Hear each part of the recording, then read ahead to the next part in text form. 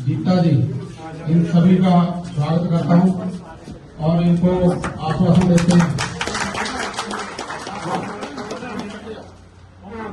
तो विनोद शर्मा जी 1972 में पॉलिटिक्स में आए थे और उसके बाद वो हर ओहदे पे रहे हैं और अलग अलग जगह से रहे हैं। 1976 में शायद या 78 में वो यूथ कांग्रेस प्रेसिडेंट हरियाणा से बने थे। फिर उसके बाद 80 में उन्होंने पंजाब से चुनाव लड़ा।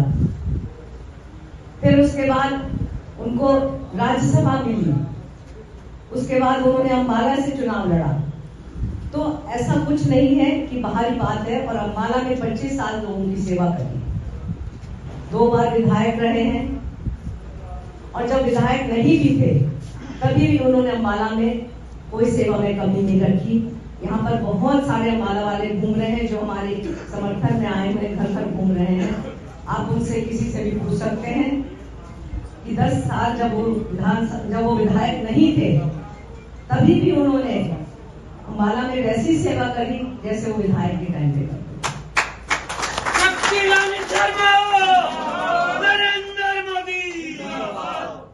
और अगर मैं बात करूं पार्टी की, तो भारतीय जनता पार्टी ने मुझे आदेश दिया है कि मैं आपके हलके से चुनाव लड़ूं। जब मैंने पार्टी ज्वाइन करी है तो उसके बाद जो भी पार्टी का हुक्म होता है वो सबको सर्वमान्य होता है, वो मेरे पे भी लागू होता है। तो मैं आपको ये बताना चाहती हूँ, हमारे मोदी जी भी गुजरात से आते हैं और वाराणसी में जाके उन्होंने इलेक्शन लड़ा है। तो ये जो भ्रम फैला रहे हैं कि बाहर से हैं और यहाँ नहीं रहेंगे, आप उनको अप्रोच नहीं कर पाएंगे, तो ये भ्रम में मत आइएगा। और आप ये भी मानते हैं, आप सब बुजुर्ग हैं, 27 साल का ऐसा आपका एक्सपीरियंस है, तो आप भी मानते हैं कि पिछले जितने भी विधायक कालका क्षेत्र में आए सभी बाहर से आए हैं। कोई भी एक यहाँ का लोकल था नहीं है ना? तो फिर ये प्रश्न कैसा? लेकिन प्रश्न कैसे? लेकिन जुड़ गए जी लोगों नाल ना जी। तो मैं आपको यही बताना चाह रही हूँ, चंद्रमोहन आया जी, वो भी जुड़ गया, घर वाले कम बन गए। लत के शर्मा ने मौका दोगे तभी जुड़ेंगे ना? जरूर देंगे जी, मौका देंगे तो तभी जुड़ेंगे। जरूर देंगे जी मौका देंगे। और मैं आपको ये भी बताऊं, मैंने 2014 में भी यहाँ से चुनाव लड़ा है। हाँ, 2014 में भी लड़ा है और अब 24 में भी यहाँ आई हूँ। तो ये कोई ना कोई शक्ति, ऊपरी शक्ति है जो बार बार मुझे आपके बीच में लेके आ रही है। शायद मां कालका मेरे से आपकी सेवा कराना चाहती है, इसीलिए वो मुझे बार बार अवसर दे रही है। तो मैं, अगर आपके मन में ये विचार साफ हो गया होगा तब मैं अपनी बात रखूंगी। आप बताएं, आपको कुछ शक है? नहीं, कोई शक नहीं। तो मैं इसीलिए ये बात मैंने रखी आपके सामने कि मन में संशय नहीं रहना चाहिए, क्योंकि मैं यहाँ पर आपके बीच में किसी पद या किसी ओहदे के लालच में नहीं आई। ये बहुत स्पष्ट करना चाहती हूँ, क्योंकि मैं अभी भी अम्बाला की मेयर हूँ पिछले 4 सालों से और मेरा कार्यकाल अभी भी बाकी है। और पद का लालच होता तो मैं अम्बाला में ही रह जाती। सिर्फ आपके बीच में मैं आपकी सेवा करने आ रही हूँ और इस इलाके की उन्नति के लिए मैं आपके बीच में आई हूँ कि कैसे मैं आप सबके, जो इलाका हमारा पिछड़ा हुआ रह गया है, उसको हम आगे लेके जा सके। तो ये पार्टी ने शायद मुझ में विश्वास जताया है, इस काबिल समझा है कि मैं शायद आपके लिए कुछ कार्य कर सकूं।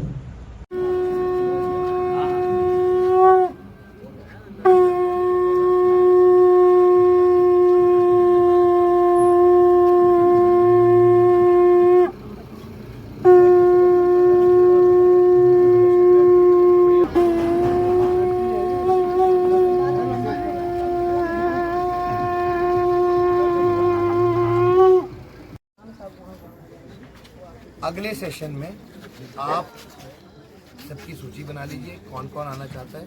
मैं वैसे ही आपको बता दूं, या था आप वहाँ पे थे, ठीक है ना जी। मैंने तो बच्चों की सूची तैयार करा रखी है, एसडीएम साहब ने भेज दी थी मुझे, तक तो हमें ले जाने की योजना बनाई हुई है।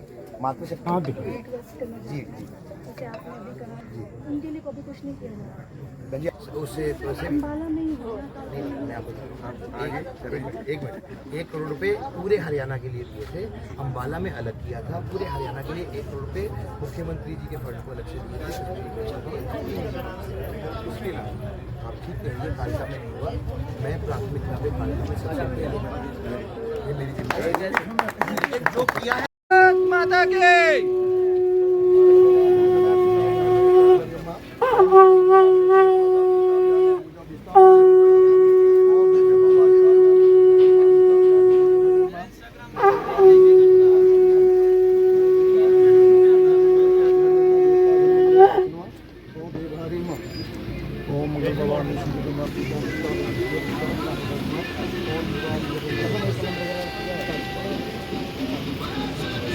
जिंदाबाद, पंडित विनोद शर्मा जिंदाबाद, बीजेपी पार्टी।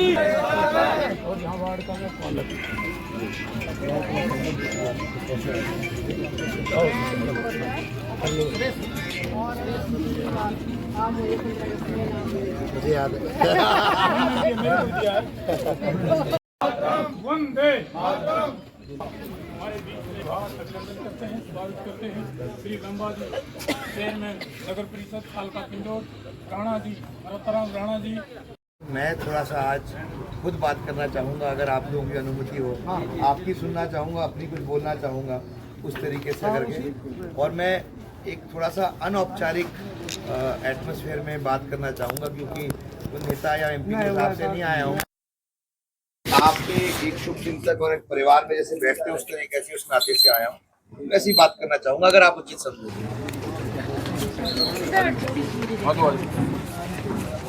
देखिए, यहाँ पर सब लोग जो मौजूद हैं, सब लोग जितने भी अधिवक्ता यहाँ पर हैं, सब लोग बुद्धिजीवी हैं, सब लोग समाज का वो हिस्सा है जो लोगों को दिशा देने का काम करता है, दिशा और दशा देने का काम करता है। तो मैं अपनी बात उसी तरीके से रखना चाहूँगा। मैं अधिवक्ताओं से जुड़ा रहा हूँ किसी न किसी तरीके से, और मैं मीडिया के माध्यम से भी जब काम करता था 2 साल पहले, जब मैं सांसद बना राज्यसभा का, उससे पहले तो मैंने विभिन्न प्रकार के कार्यक्रम किए हैं लीगल फ्रेटर्निटी के साथ।